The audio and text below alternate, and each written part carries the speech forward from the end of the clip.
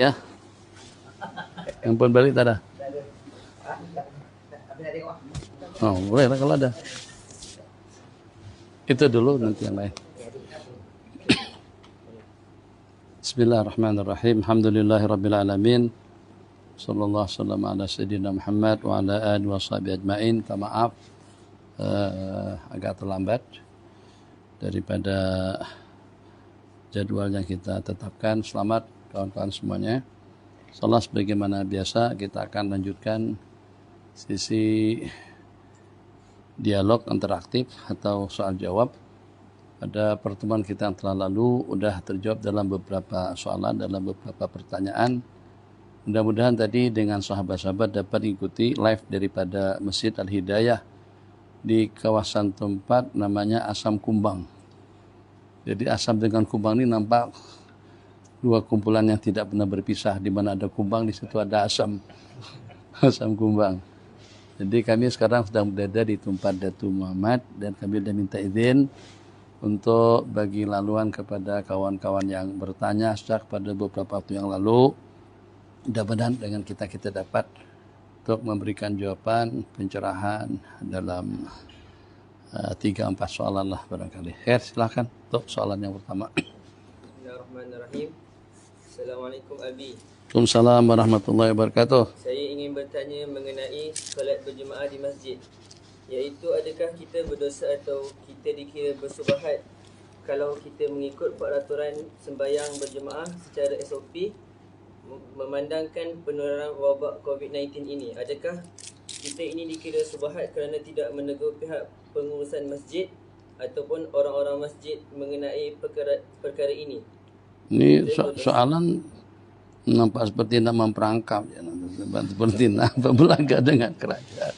Jadi macam mana bersubatkah, berdosakah kita kalau pada itu dengan kita salat di masjid yang kita tahu karena harus ikuti arahan, ikut SOP kerajaan, jaga jarak, pakai mask, atau juga dengan hal-hal yang seumpamanya. Memang ulama sepakat mengatakan tutup muka pada umumnya hukumnya hanya setakat makruh saja. Jadi tidaklah sampai pada tahap membatalkan solat. Kemudian yang kedua tentang merenggangkan jarak. Merenggangkan jarak, kalau dalam bahasa hadis tentang shaf itu rasanya puluhan buah hadis. Di antaranya hadis yang sangat-sangat masyhur sekali, Nabi kita bersabda, suddul khalal, tutup celah-celah. Suddul furat, tutup celah-celah, tutup renggang. Sehingga setelah Nabi kita mengingat-ingatkan daripada masa ke semasa, tadi hadis yang kita sebut di masjid, agar jangan sampai Allah pecah belahkan antara hati-hati kita pada pusat kita terunggang atau dengan saf kita tidak rapat. Maka kata sahabat yang meriwayatkan hadis itu, aku tengok sahabat-sahabat kami sampai tersentuh bahu ke bahu, buku lali ke buku lali, sehingga sampai tidak ada celah-celah. Keyakinan yang kita tanamkan pada waktu kita merapatkan saf untuk tidak bagi laluan tempat kepada syaitan. Nabi kita bersabda, aku melihat anak-anak syaitan mencelah-celahi saf kamu itu macam seperti anak kambing. Itu dahulu besarnya syaitan yang mencelah-celah saf kita itu macam anak kambing. Kalau sekarang itu besar seperti lembu, udah besarnya macam seperti gajah yang ada di samping menyampi kita pada waktu kita melaksanakan salat. Jadi tentang itu kita bukan tidak bijak atau bukan tidak memberikan dukungan, tapi karena masalah ini masalah pribadi, jadi kita tidak menyalahkan kalau ada di antara daripada kita yang mengambil inisiatif untuk tidak ke masjid selama di masjid terbabi dengan perkara-perkara yang semacam tadi, yang sehingga dia lebih mengutamakan salat di rumah dengan keluarga secara berjamaah tapi dengan saf yang rapat dan juga tidak melakukan perkara-perkara makruh. Kalau ada yang bertindak dan berbuat semacam itu, kita tidak menyalahkan, sebab dia juga punya pertimbangan sendiri. Pada masa yang sama juga kita tidak menyalahkan dengan kawan-kawan kita yang salat di masjid dengan menjaga jarak atau juga dengan pakai mask, sebab kita bukan masalah takut COVID-19. Di antara daripada yang paling kita takuti, saman yang 1000-nya itu. Kena saman. Ada kawan yang buat yang melaporkan atau ya repot keadaan kita seperti itu saja. Jadi kalau kita diserahkan kepada keyakinan kita masing-masing, insya Allah ramai yang punya keyakinan aman. Takkan di rumah Allah tempat yang paling aman, tempat yang dikerumuni oleh malaikat. Tak ada apa-apa, dia tu setakat cakapnya. Rumah dia tu ni kan cantik, besar, harganya pun cantik juga. Mana boleh rumah besar, ruang macam ni, harganya setakat dalam 2, 3, 400, mesti dah juta-juta. Menghayar rumah bagus, rumah cantik, duitnya pun juga kena cantik juga. Tapi secantik apapun istana kah, apartemen kah, banglo kah, villa kah, tak ada yang menyatakan atau tidak ada hadis yang menyatakan bahwasanya itu jadi tempat kerumunan para malaikat, curahan rahmat dan maghfirah, ketenangan dan ketentraman hati. Kecuali kalau dengan sumpama tempat yang seperti ini kita adakan program-program yang seperti ini. Sewaktu-waktu dia tuh hidupkan rumah ini dengan pengajian. Ajak ustaz-ustaz yang ramai ini buat pengajian, tak kisah kita panggil adik-beradik sanak saudara kita. Jadi rumah kita itu senantiasa jadi tumpuan para malaikat. Jadi tumpuan rahmat dan maghfirah. Nah, jadi yang ada jaminan untuk 4 perkara, keampunan kepada orang yang berkumpul, rahmat yang melimpah, ketenangan yang didapatkan, tambah dengan keampunan dosa. Satu hal yang paling mengundang perhatian di situ, jadi datu Nabi kita bersabda, kalau kita berkerumun di rumah Allah untuk berzikir, tilawah, i'tikaf dan seumpamanya, ada 4 kebaikan yang Allah bagikan. 1, malaikat akan berkerumun. Agak-agak mereka buat apa saja kalau hanya setakat berkerumun, kalau tidak mengamankan kita daripada sebarang gangguan. Ini kita dah kehilangan keyakinan daripada sudut situ. Kemudian Nabi kita bersabda, wa nazalat alaihimus sakinatu. Kan hanya kita riwayatkan dan turun sakinah. Sakinatnya ketenangan. Macam mana kita boleh tenang kalau pada waktu kita terancam?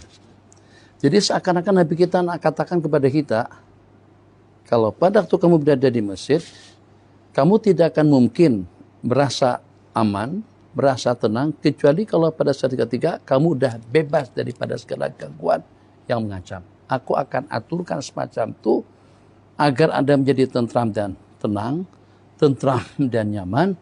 Itu seperti apa? Kalau pada saat ketika terantisipasi, baik itu dengan malaikat yang mengawal kita, atau juga dengan curahan rahmat yang melimpah, ataupun juga itu dengan pelindungan dan pemeliharaan daripada Allah. Pada waktu Allah lindungi kita daripada segala ancaman, pada saat ketika itulah akan munculnya ketenangan dan ketentraman di dalam hati. Berarti kalau kita ambil daripada hadis tadi itu, hadis itu memberikan isyarat orang yang ke masjid mesti aman. Dikatakan masjid itulah merupakan tempat kediaman orang-orang yang bertakwa. Al-masjidu baitu kulli salihin, tempat tiap orang soleh, tempat yang paling aman, tempat yang paling istimewa. Bahkan ada hadis diriwayatkan kalau Allah turunkan bala dan malapetaka akan Allah elakkan kepada jamaah masjid yang sedang berada di dalamnya. Tapi itulah tadi mungkin peranan daripada media massa, atau karena dengan kita terbawa suasana dan keadaan, sehingga dengan kita jadi risau dan takut pada waktu kita menjadi tetamu Allah. Pasti dan pasti, ini kan musim COVID-19 nih. Dengan kita Datu jemput untuk kita makan kumpul-kumpul di sini. Agak-agaknya Datu udah dapat memastikan tak yang dengan kita boleh aman di rumah beliau. Datu akan kondisikan. Tadi itu lebih daripada cukup. Bukan tanah habiskan Datu, tapi kena terlampau banyak. Sebab kawan-kawan yang lain tak mau makan. Ustaz ni tak makan, ngambil sikit-sikit aja. Jadi kalau nak mengundang agar kawan-kawan tu makannya lah semangat, kawan-kawan yang jadi tuan rumah, yang jadi pelayan tu juga makannya kena banyak. Makanya dalam adab makan, tak apa. Tersinggung, tak tersinggung pun tak ada masalah. Dalam adab makan, agar macam mana orang yang kita jemput makan atau orang yang kita layan tu tak ada rasa segan-segannya untuk makan. Kalau pada waktu kita kenyang pun tetap juga kita makan. Kita makan buah kah? Kita ngopi kah? Minum teh kah? Jangan berhenti awal. Jangan kata alhamdulillah dah kenyang. Itu kalau kita cakap macam tu alhamdulillah kenyang, semuanya akan jadi kenyang. Pokoknya pakar akan berhenti semuanya. Itu dalam adab makan bersama. Nah, jadi yang Abi nak kongsikan di sini, Datu udah buat perkiraan. Baik tadi Datu yang bakar, siapa yang ngipas, siapa yang memasak dan lain sebagainya. Secara pasti Datu udah buat persiapan yang cukup untuk kami-kami yang datang. Kalau mungkin barangkali ada lebih, insya Allah kalau ada yang datang lebih pun dengan rombongan Tuan Syekh, insya Allah cukup. Itu manusia yang punya jaminan seperti itu. Takkan Allah tak pandai untuk bagi jaminan kepada kita yang menjadi tetamu Allah di masjid.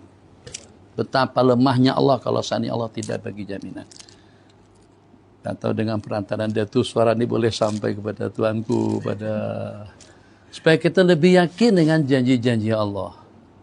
Jadi kita bukan krisis ekonomi, kita krisis iman dan yakin. Kita hilang keyakinan. Dengan COVID-19 ini hilang keyakinan kita. Sehingga kita merasa tidak aman kecuali kalau kita di dos pertama, dos kedua, dos ketiga terlebih dahulu. Kalau vaksinisasi Rabbani, syariahi atau syariati, itu kita masih tidak terlalu percaya. Dulu COVID-19 ini baru-baru disajakan, dan sejak lama, sejak daripada dahulu. Yang namanya virus sejak Allah ciptakan dunia sudah ada pada suatu ketika itu. Tapi pada masa yang sama Allah berfirman kepada malaikat, mungkin itu di antara hikmat yang tidak tercapai, tidak terjangkau dengan kita.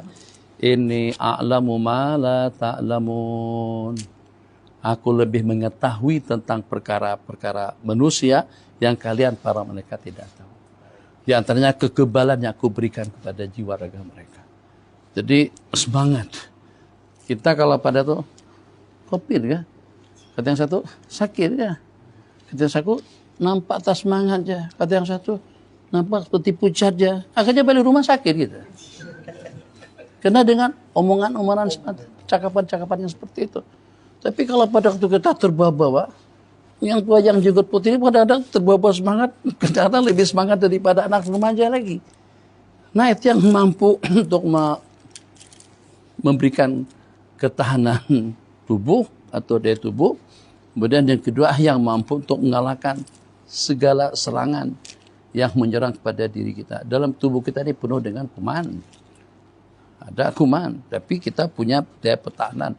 Secara semula jadi cipta Allah Jalla Jalaluhu yang mampu untuk menyelamatkan kita. Jadi kembali kepada soalan tadi itu, insyaallah tidak berdosa kalau seandainya dengan seseorang itu tidak turun ke masjid atas pertimbangannya, atas ijtihadnya ke masjid, aku akan terbabit dengan beberapa perkara makruh atau akan tertinggalkan beberapa amalan sunat.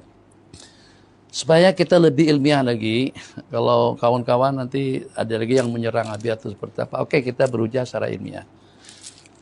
Satu, udah baca kaidah, al-fadilatul muta'alliqatu bi nafsil ibadati afdalu minal fadilatil muta'alliqati bi makanil ibadah.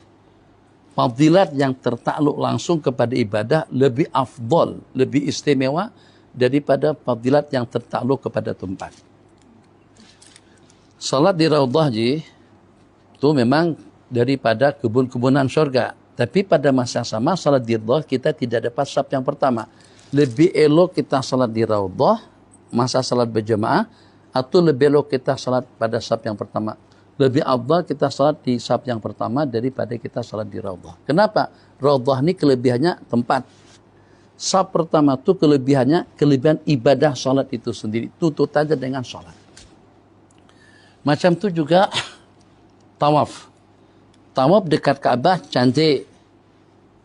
Tapi kalau pada waktu kita dekat Ka'bah kita tidak boleh buat lari. Ini udah bergoyang nih. Habis tadi pada waktu sebelum duduk tak percaya. Katanya Abi nak duduk di kursi yang goyang-goyang ah. Iya. Goyang. Abi tak percaya sebab yang jenis goyang-goyang itu kan yang macamnya hak ceramah yang macam di office tuh. Tapi yang begini bentuknya jarang-jarang rupanya dia bergoyang nih. Hah? Betul ya? Harga pun goyang macam. Hah? Harga pun goyang. Harganya pun goyang juga itulah. Jadi yang benih bukan jadi yang bergoyang, tentunya bergoyang. Jadi Kalau masa kita jauh daripada Ka'bah, kita boleh ramal. Namanya ramal lari kecil. Kami lebut lari kecil, kita sebut dengan lari anak. Masa kita tawaf. Jadi kata ulama, kalau antara dua ini tidak dapat kita gabungkan. Kalau kita dekat dengan Ka'bah, kita tidak boleh lari-lari macam tu. Sebab kena jejal, sesak. Kalau kita menjauh daripada Ka'bah, kita boleh lari-lari seperti itu. Ulama mengatakan lebih afdal menjauh daripada Ka'bah asalkan boleh buat ramal daripada kita dekat Ka'bah. Kenapa? Sebab dekat dengan Ka'bah itu tempat. Fadilat itu dengan tempat. Tapi ramal tadi itu fadilatnya bergantung dengan ibadah tawaf itu sendiri. Maka macam itulah pertanyaan tadi itu. Kalau kita salat di masjid, fadilatnya dengan tempat. Itu masjid. Tapi kalau kita salat di rumah, dapat saf yang rapat. Tapi kalau di rumah jaga jarak juga itu cerita lain lah. Ini di rumah saf rapat, kita tidak pakai mask. Dan juga jarak antar imam dengan makmum pun tidak lebih daripada ukuran 3 hasta. InsyaAllah daripada sudut situ, menjaga fadilat saf yang pertama, fadilat muka terbuka yang kedua, dan jarak antar imam dengan makmum yang tidak lebih daripada 3 hasta, lebih afdal daripada kita salat di masjid. Yang di masjid hanya kita mendapatkan fadilat tempat yang namanya fadilat masjid. Jadi pahamilah, nak pakai SOP silahkan, tak nak pakai dengan pertimbangan yang tadi itu juga silahkan. Tapi yang penting jangan sampai dengan kita hilang keyakinan, dan jangan sampai dengan kita berburuk sangka dengan Allah Subhanahu wa ta'ala. Tak pandaikah aku mengamankan para tetamuku yang datang sekali dalam seminggu untuk melaksanakan sholat Jumat, dan juga dengan sholat 5 waktu. Oke, 10 menit. Assalamualaikum Abi. Assalamualaikum warahmatullahi wabarakatuh. Umur saya sekarang 33 tahun. Masih muda lagi. Salahkah saya menolak seorang lelaki yang ingin berkawan dengan saya? Minta maaf. Kerana saya melihat dia kurang agama. Saya rusing kerana ibu saya memarahi kerana memilih. Jadi ala kulli hal, dia memang yang namanya jodoh tu atau yang namanya kawin tu tidak ada batasan umur. Terserahlah nak kawin pada masa usia 30-an kah, 35-an kah, 40-an kah. Yang umur 60 pun juga boleh kawin lagi. Ada masalah. Ini laki atau perempuan tadi tu? Perempuan. Jadi macam mana kira-kira dengan suka pilih-pilah nih? Jadi kalau atas pertimbangan karena agamanya, karena akhlaknya, itu juga memang patut untuk bertimbangkan. Bahkan Nabi kita letakkan itu pada urutan yang paling awal.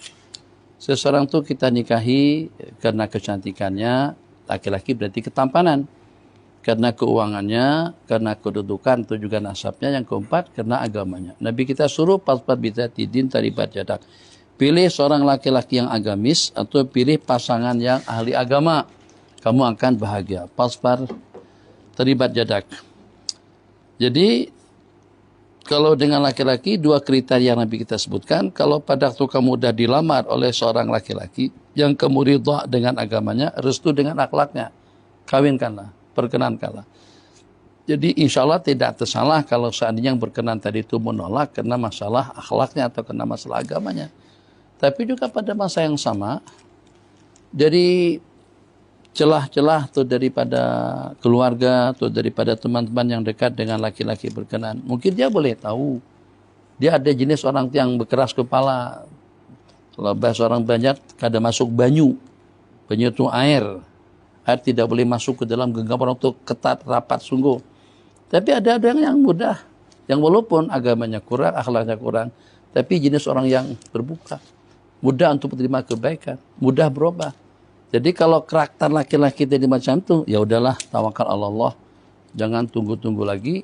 Takut kalau yang ditunggu tu tidak kunjung datang. Bab usia 33 tahun, itu sudah munasabah lah untuk berumah tangga. Kalau ada yang berkenan dengan yang berkenan tadi itu, tolong masuk. Dia bukan dia. Ini live nih, yang live nih. Yang live nih. Oke bang, terakhir. Assalamualaikum Abi. Waalaikumsalam warahmatullahi wabarakatuh. Apakah mimpi bertemu dengan wali Allah itu juga kabar gembira untuk kita? Ya, memang. Itu sebagai satu kabar gembira. Itu mimpi yang bagus, itu yang namanya ru'ya as-salihah. Nabi kita bersabda tidak tersisa daripada perkara kenabian dan juga perkara kerasulan itu kecuali al-mubasyirat. Lam yabqa minan nubuwati lan mubasyirat. Sahabat bertanya, apa itu mubasyirat? Apa itu perkara-perkara yang menggembirakan?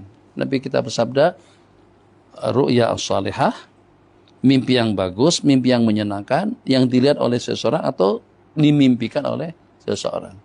Tentang Azri mimpi yang bagus tentang Abi itu termasuk ru'ya as-salihah. Abi mimpikan tentang Hazim. Zim, kamu udah melamar belum? Belum, Bi. Abi mimpi, Masya Allah, tabarakallah, kamu dengan pasangan kamu sedang berada di Jabal Rahmah. Nangis-nangis kepada itu. Doa khasyah, Masya Allah, tabarakallah. Lepas itu, di belakang kamu, ada tidak kurang daripada dalam 10 orang. Agaknya siapa yang 10 orang? Mungkin Allah takdirkan kamu akan mendapatkan duriat. Selama 10 orang kali. Dan pada masa yang 10 orang tadi itu, misalnya, terus yang 10 orang tadi itu, Masya Allah, azim, ya Allah, ya Rahman Rahimin, ke 10 orang tadi itu punya akhlak, punya adab luar biasa. Yang dengan mereka, bukan mereka yang datang, kumpulan daripada orang-orang saleh datang menepuk kepala mereka dan menyalami mereka. Nah, itu mimpi yang bagus. Bukan kita yang bermimpi, tapi dimimpikan yang semacam itu oleh orang lain. Jadi mimpi bertemu para aulia, bertemu Imam Ghazali. Jadi yang mudah sajalah yang lumrah kita dengar pada masa Imam Al-Ghazali bermimpi bertemu Rasulullah sallallahu alaihi wasallam. Jadi dalam pertemuan itu beliau berjumpa dengan baginda dan para sahabat dan juga dengan Nabiullah Musa alaihissalam. Jadi pada masa mimpi yang dimimpikan, bukan Imam Ghazali yang mimpi, orang lain yang bermimpi. Pada masa mimpi itu dimimpikan, jadi kata yang bermimpi tadi itu, aku melihat, menyaksikan Nabiullah Musa bertanya sesuatu kepada Imam Ghazali, di antara daripada pertanyaan yang ditanyakan tentang siapa awak, manismok, masmok, siapa nama awak. Jadi kata Imam Ghazali, nama saya Muhammad bin Ahmad bin apa Tusi. Jadi kata Nabiullah Musa alaihissalam, panjang amat jawaban kamu nih. Panjang sungguh, aku tanya siapa nama, jawab nama Muhammad, selesai lah. Takkan Muhammad bin Ahmad bin Abdurrahman bin Ali bin apa Al-Idrus ujungnya. Satu depa panjangnya nama. Apa jawaban panjang lebar macam tu? Jadi kata Imam Ghazali kepada Nabiullah Musa alaihissalam, tapi baginda Nabi pun macam tu juga. Itu pada waktu ditanya oleh Allah, wa ma tilka biyaminika ya Musa, apa yang ada di tangan kananmu itu? Jadi itu dengan baginda Nabi menjawab, qala ya asaya, itu adalah tongkatku. Qala ya asaya atawakkau 'alaiha, untuk aku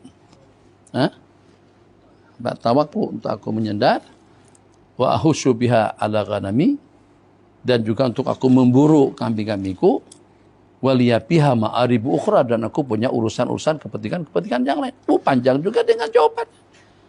Qala ya asaya atawaqqu 'alaiha wa ahusyu bi 'ala ghanami waliyapiha ma'aribu ukhra. Tersenyum Nabi kita pada suatu ketika mendengar jawaban Imam Ghazali semacam itu. Nabi bertanya kepada Nabiullah Musa, apa ada di kalangan umatmu macam seperti si dia ini? Apa ada di kalangan umatmu macam seperti Al-Imam Al-Ghazali ini? Itu kata baginda kepada Nabiullah Musa. Itu dimimpikan oleh seseorang. Bagus. Mimpi seperti itu. Daripada dimimpikan, mana itu mimpi ente? Nanti bersalaman sama Fir'aun. Tak bagus. Kan? Nah, begitulah lebih kurang sahabat-sahabat semuanya. Jadi kalau lari sedikit banyak pun daripada soalan, ini dikenakan. Ada soalan sini, silakan. Itu last nih, Pak nih. Kalau seorang itu dimimpikan bertemu dengan seorang syekh dan menciumnya, adakah ia menjadi rahsia untuk dia sendiri atau boleh dia bagi tahu kepada syekh yang dia mimpi kepada syekh?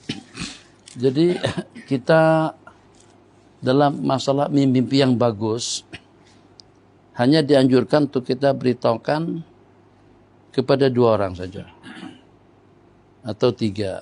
1 kepada guru kita, mak dan ayah. Ketiga, kepada orang yang memang kenal baik, teman rapat dengan kita.